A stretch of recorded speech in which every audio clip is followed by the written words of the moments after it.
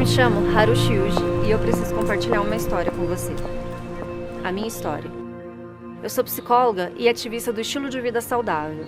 Trabalho já faz alguns anos dando palestras, realizando seminários e produzindo conteúdo para a internet. Mas a história começa mesmo por volta dos meus 12, 13 anos. Eu, como muitas pessoas, tinha crises recorrentes de rinite, sinusite, bronquite, crises agudas de enxaquecas. E eu também sofria de refluxo, gastrite, entre outras coisas. Eu vivia bastante acamada. Minha vida era uma verdadeira farmácia. Eu vivia regada à base de analgésicos, antibióticos, anti-inflamatórios, tomava corticoides, azitromicina e omeprazol. Muito omeprazol. Eu gastava tanto com médicos quanto com remédios e eu costumava dizer que as minhas idas à farmácia e ao consultório médico eram tão frequentes quanto as minhas idas ao supermercado. Eu venho de uma família tipicamente japonesa, que possuía muitas das características da cultura. Nossa alimentação era regada de peixes e frutos do mar e também de carnes vermelhas. A região em que eu nasci é tipicamente pecuarista e o churrasco é parte da rotina. Eu adorava. Em especial, eu adorava doces. Amava chocolate. Mas quando eu fiz 23 anos, um livro mudaria muitas coisas na minha vida. Esse livro se chama Conselhos sobre Regime Alimentar. Foi realmente um ponto de virada na minha vida. Foi quando eu entendi a gravidade do assunto que ele tratava. Compreendi que os meus hábitos de vida e a forma como eu me alimentava, por exemplo, exerciam muito impacto no meu rendimento mental e acabava prejudicando o meu desempenho, o meu raciocínio, a minha memória. Enfim, o meu desenvolvimento mental como um todo.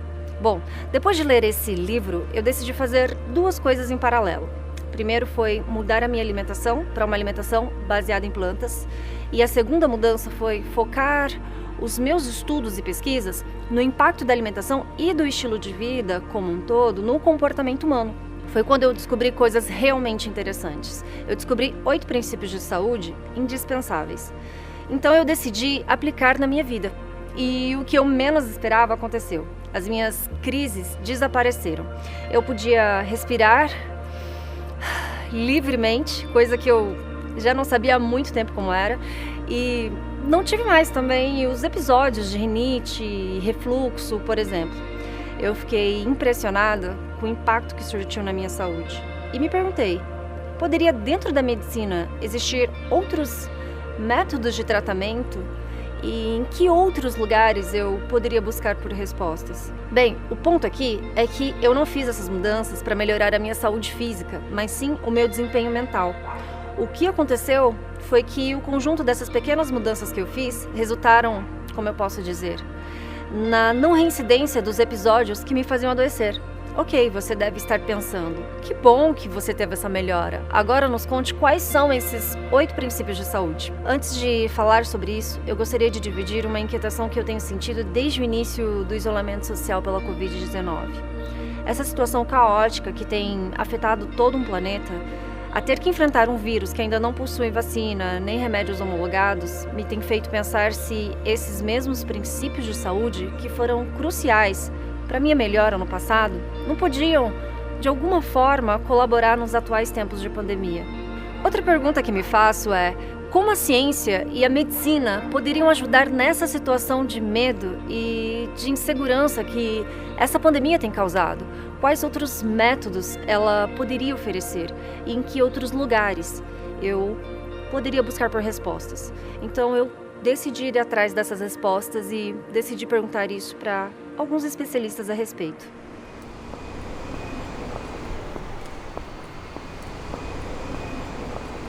Nós conseguimos um horário com o diretor executivo médico do Hospital Alemão Oswaldo Cruz. Ele vai nos atender dentro de alguns minutos. Vamos lá? Dr. Antônio Bastos, no atual cenário de pandemia que o mundo tem atravessado, temos feito a devida higienização das mãos, temos também utilizado o uso de máscaras em situações de contato social, entre outros cuidados. Mas eu gostaria de saber se, dentro da ciência médica, existiria outros métodos que poderiam ajudar nesse cenário de medo e de insegurança.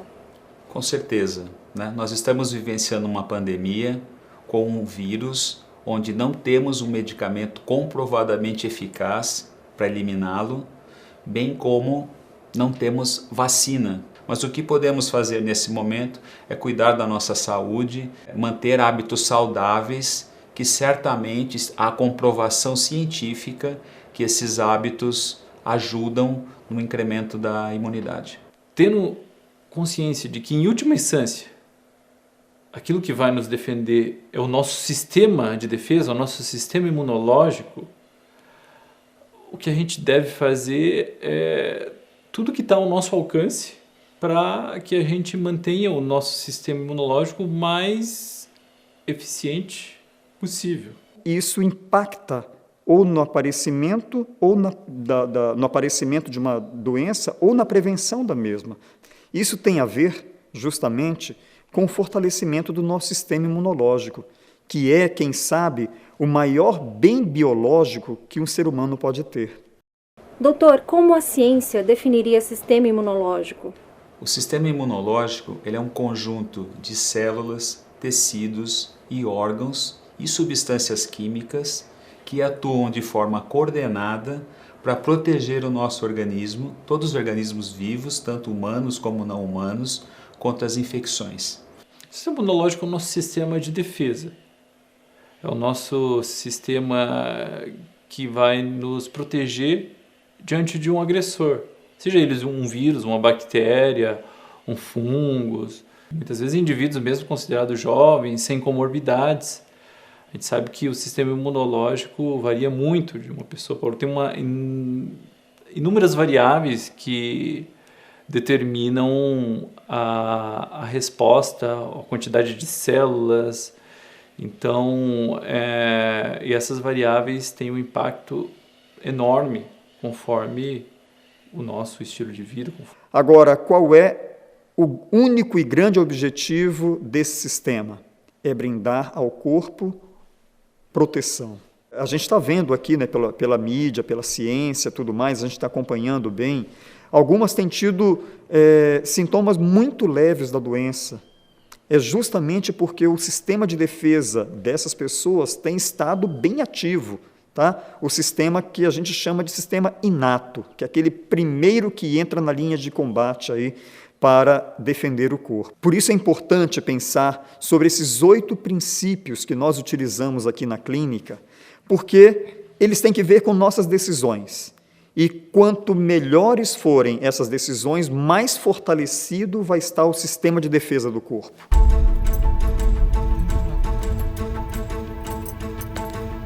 Dr. Benício, eu no passado tive vários problemas de saúde, além de problemas respiratórios, como alergias, enxaquecas, crises muito severas, problemas gástricos, entre outros, várias outras coisinhas. Eu consegui resolver esse problema com um livro que foi muito importante para mim, que falava sobre 8 princípios de saúde. Ao aplicar isso, eu tive uma melhora muito grande. E pesquisando, eu descobri que essa clínica aqui se baseia exatamente nesses mesmos 8 princípios de saúde. Isso me chamou muita atenção, por isso que eu pedi esse horário com você para abrir algumas perguntas, alguns questionamentos que eu tenho me feito.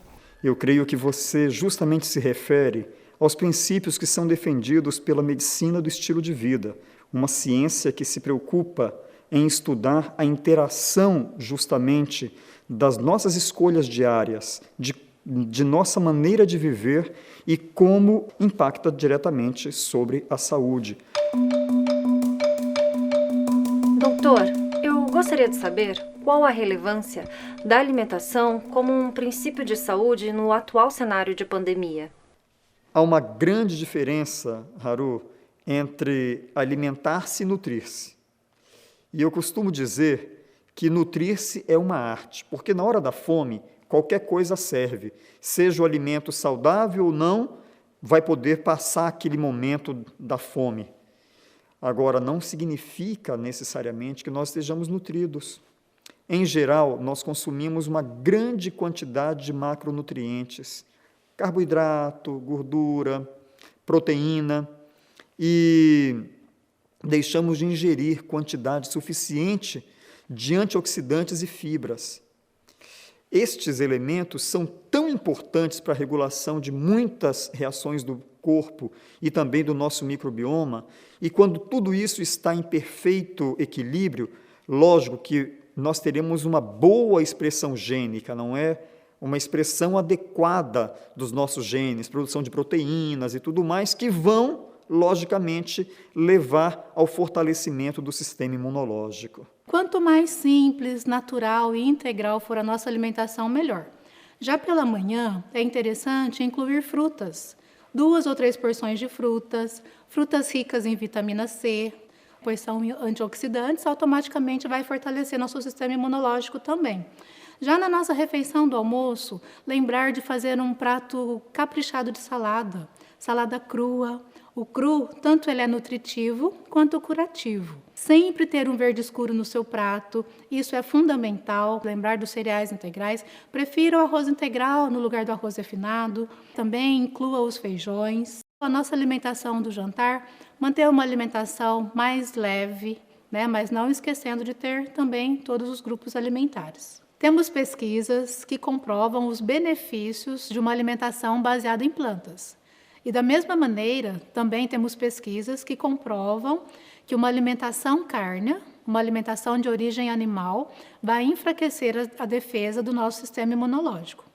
Uma alimentação baseada em plantas é rica em compostos bioativos, antioxidantes, fibras, todos esses elementos necessários para aumentar a defesa do nosso sistema imunológico em relação ao vírus.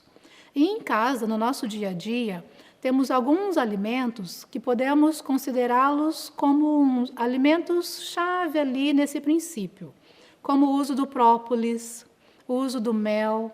Sabemos que o própolis ele é imunomodulador. O própolis ele age diretamente nas nossas células, com princípios ativos, fortalecimento todo o nosso sistema imunológico. Alimentos ricos em vitamina C encontramos nos vegetais, tanto em frutas como legumes e verduras. Então, inclua esses alimentos no seu dia a dia.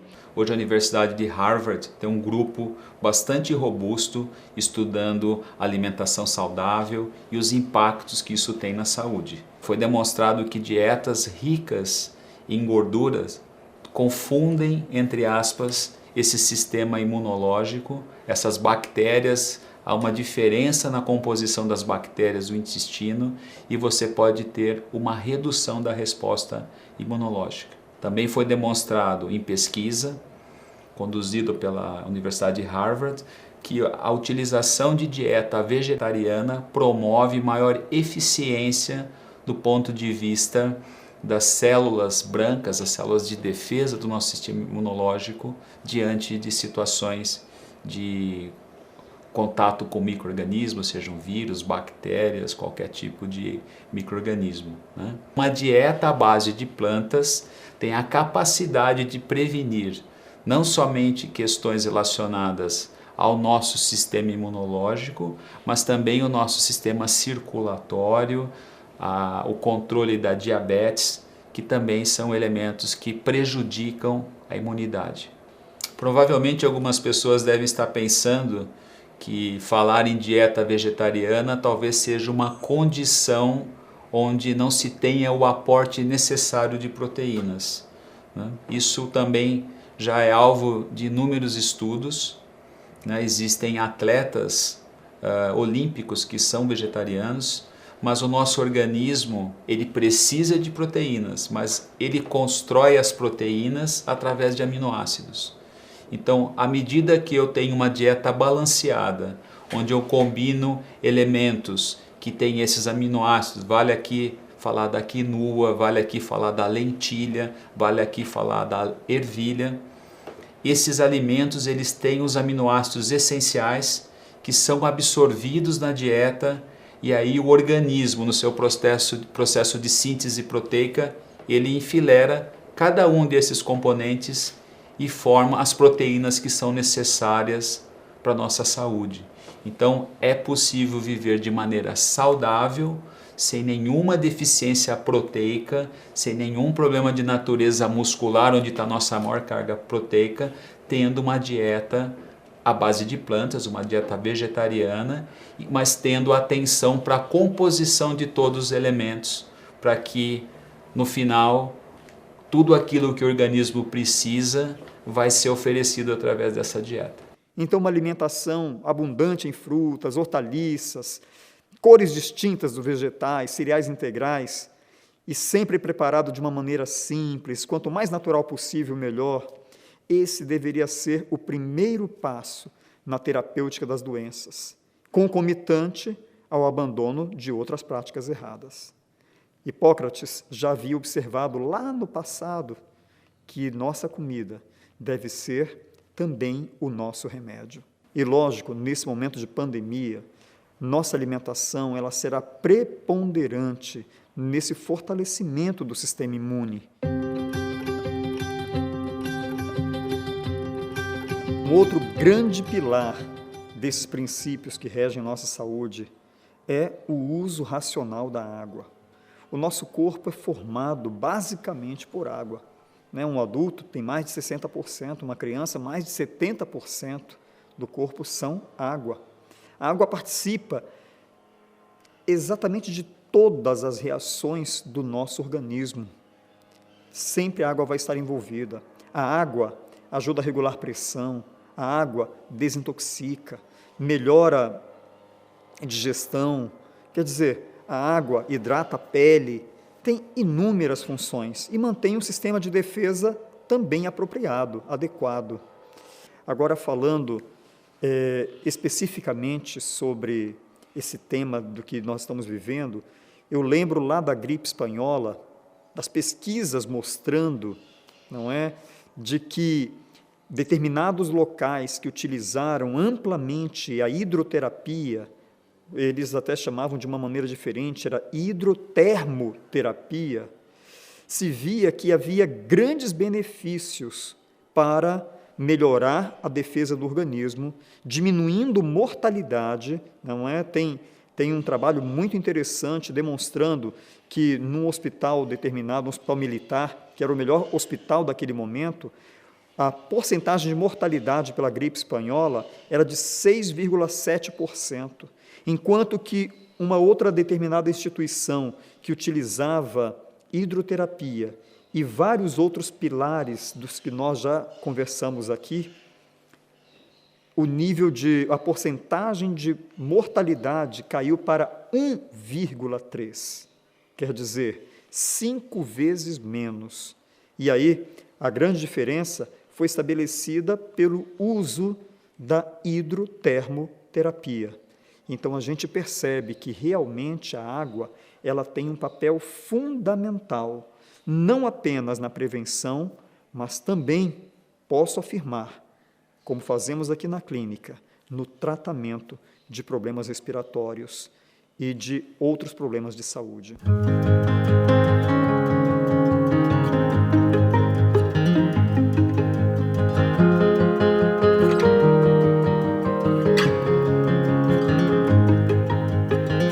Dr. Benício, como a ciência médica relaciona a luz solar com a saúde do corpo?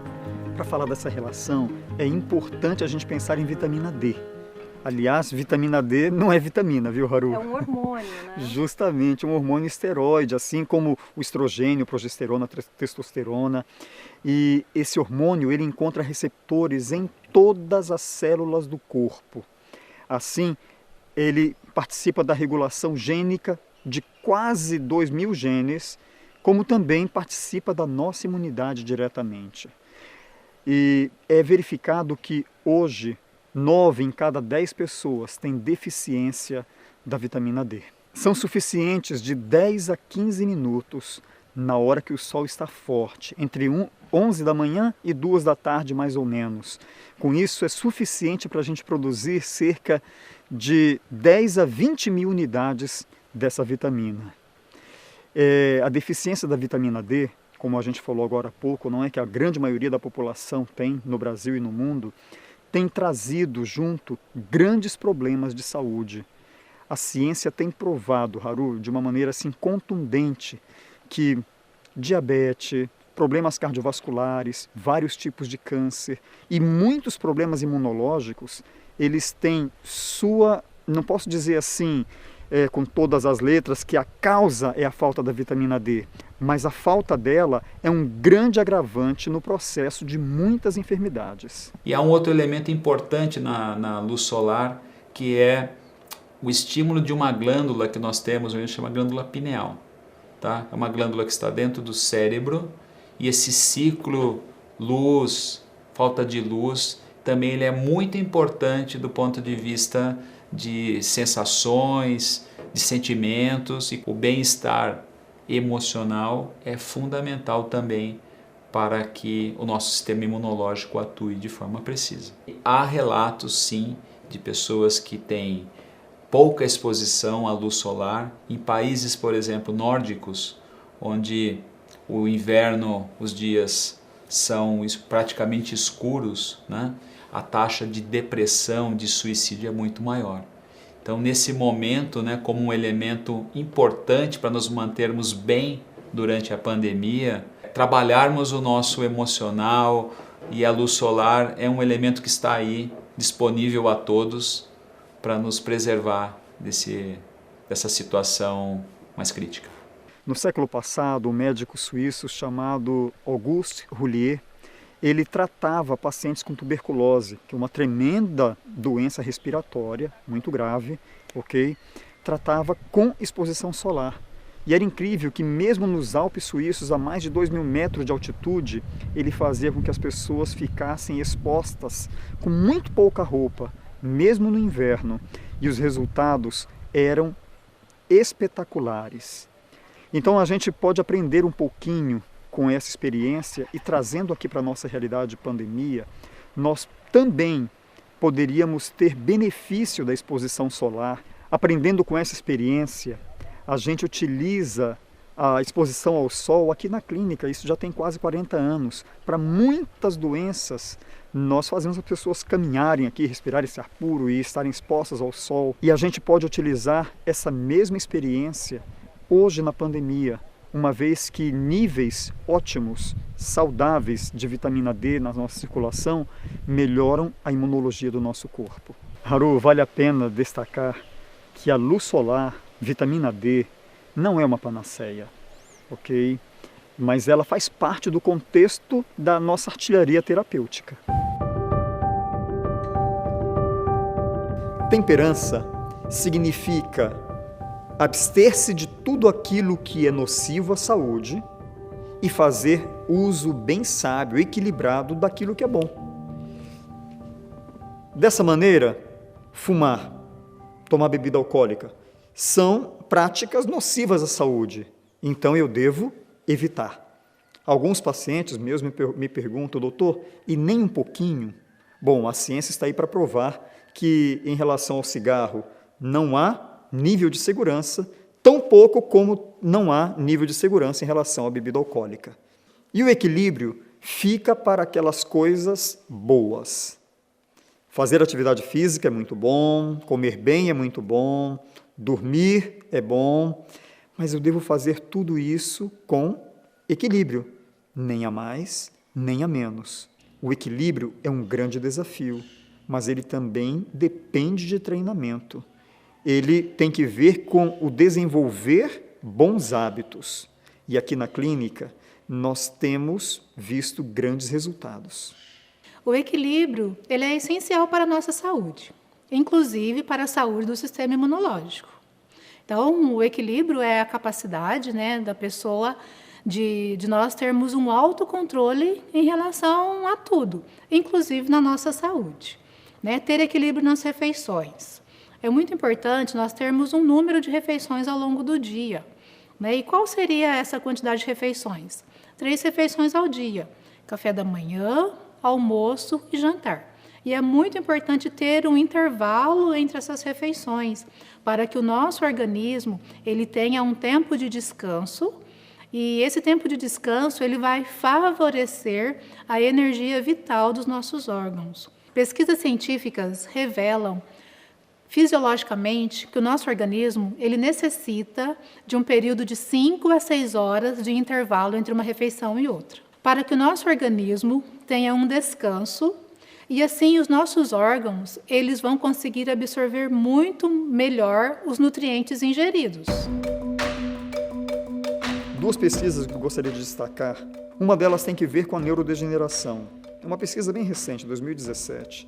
E se estudou o seguinte, que ratos privados do sono, eles tinham fagocitose dos neurônios. Não é? As próprias células da glia, que são as células de defesa como da barreira hematoencefálica, essas próprias células começavam a fagocitar neurônios. Quer dizer, demonstrando então que a privação de sono levava a uma alteração do sistema imune, porque isso é sistema imunológico cerebral ou neuronal. E uma outra pesquisa apresenta que pessoas que têm privação de sono, elas têm uma quebra do ciclo circadiano, maior probabilidade de desenvolver obesidade, diabetes e, por conseguinte, dentro dessa síndrome metabólica gerada, probabilidade também de promover problemas cardiovasculares. Então, o sono é muito importante. Idealmente, dentro da possibilidade, dormir entre 7 e 8 horas por noite seria de grande valor para ajudar o corpo a ter melhor defesa do sistema imune. Um ponto interessante sobre o repouso adequado é que em uma fase difícil da minha vida, onde eu passei por tristeza e muito estresse, decorrente de uma fase de luto, uma coisa inesperada aconteceu. Eu ganhei quase 15 quilos. Isso causou um enorme impacto em mim, porque as minhas roupas já não serviam. E também surpreendeu muito a minha família pela velocidade em que eu ganhei peso. Bom, nessa fase eu tive muitas e muitas crises de insônia. Passei alguns meses dormindo muito mal. Fiquei realmente muito ansiosa, então eu comia muita quantidade de comida gordurosa e bem calórica.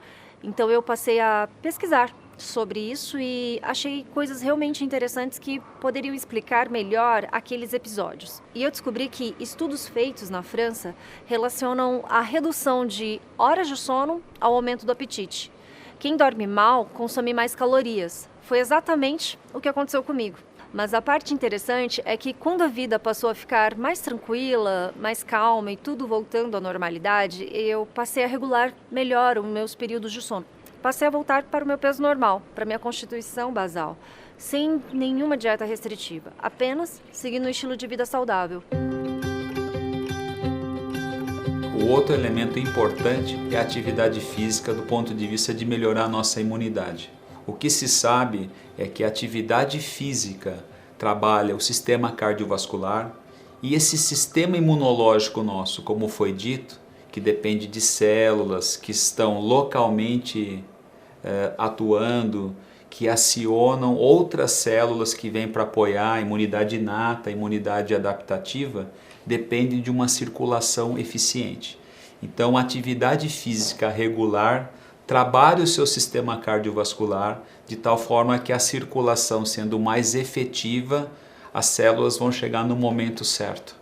Então é bastante importante isso. Outro aspecto é que a atividade física regular auxilia no controle do peso. Então nós sabemos que ter um índice de massa corpórea compatível nos protege do ponto de vista de adquirir outras doenças, né? Cito aqui o diabetes, cito aqui outros distúrbios metabólicos do ponto de vista de gorduras no sangue, do ponto de vista de outros elementos que vão comprometer a nossa saúde. Você perguntou sobre a questão da intensidade. Esse é um elemento também que todos devemos estar atentos. Moderação sempre faz bem, em todas as nossas decisões, todas as nossas escolhas, e para a atividade física não é diferente.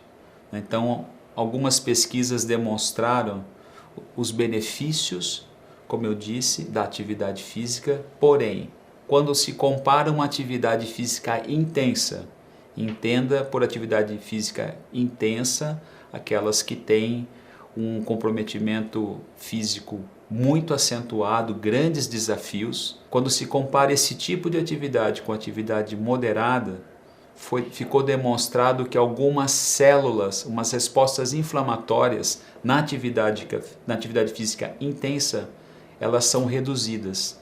para preservar o organismo do dano da atividade física. Então, numa atividade física intensa, o organismo vai segurar um pouco a resposta inflamatória para não danificar, dentro de um senso de preservação daquele músculo, daquela articulação.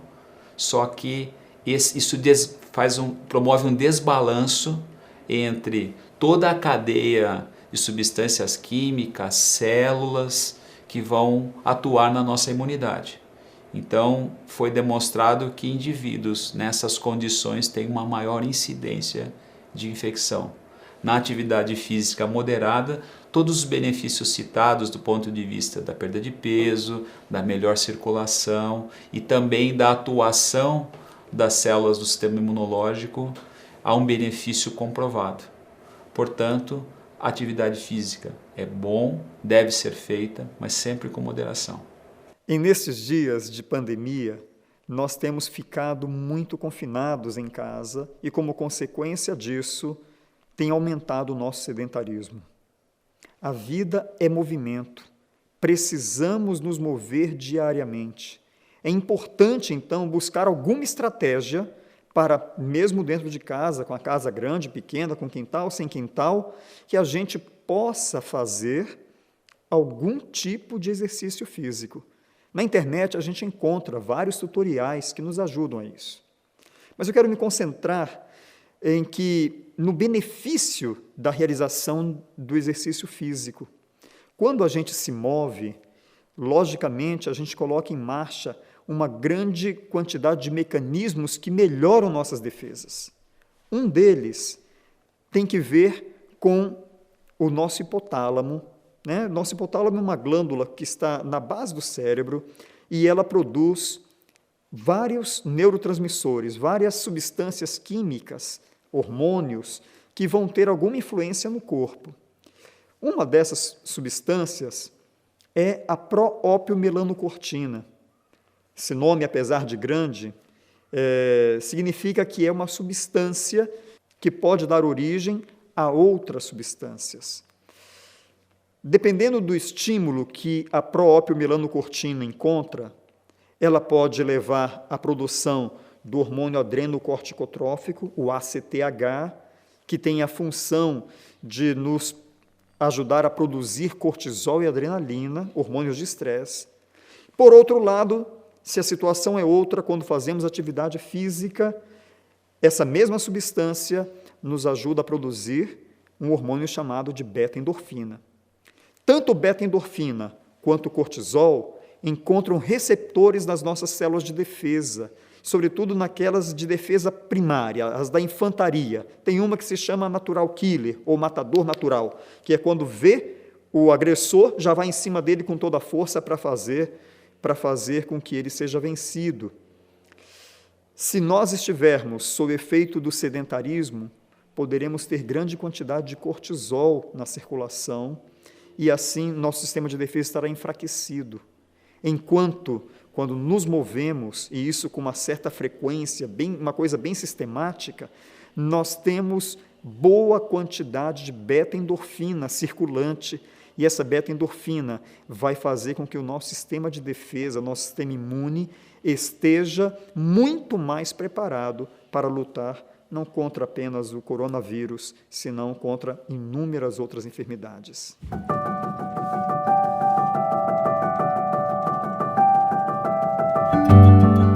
O ideal seria que nós pudéssemos todos estar num ambiente de ar puro. Quanto mais puro o ar, melhor seria a nossa saúde, com certeza. Não é? Há pesquisas que demonstram, por exemplo, lá no passado, na cidade de Cubatão, São Paulo, nasciam crianças anencefálicas, justamente pela quantidade de contaminantes atmosféricos que estavam ali naquele lugar. Recentemente, na Inglaterra, foi publicada uma pesquisa onde associava Alzheimer e ar contaminado, não é uma atmosfera poluída, ok?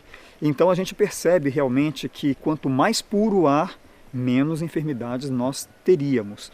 É muito importante relembrar que apesar de que nós respiramos sem pensar, necessitaríamos começar a respirar conscientemente. Isso ajuda a aliviar quadros de estresse, quadro de ansiedade, fobia, pânico, além de que levaria muito mais oxigênio para todo o corpo, melhorando o nosso sistema de defesa. E agora, pensando numa situação de pandemia respiratória, esses dias eu vi um vídeo de uma pesquisa japonesa, onde demonstrava que quando estamos dentro de uma sala fechada, as partículas de respiração, vírus e tudo mais, eles podem permanecer suspensos durante mais de 20 minutos. E esse problema é resolvido unicamente com uma abertura cruzada de ar, não é? 2 janelas, uma porta, uma janela, em que haja circulação do ar, isso melhoraria muitíssimo toda essa questão. Então, se estamos hoje confinados, não deixemos de permitir que o ar entre livremente em nossa casa.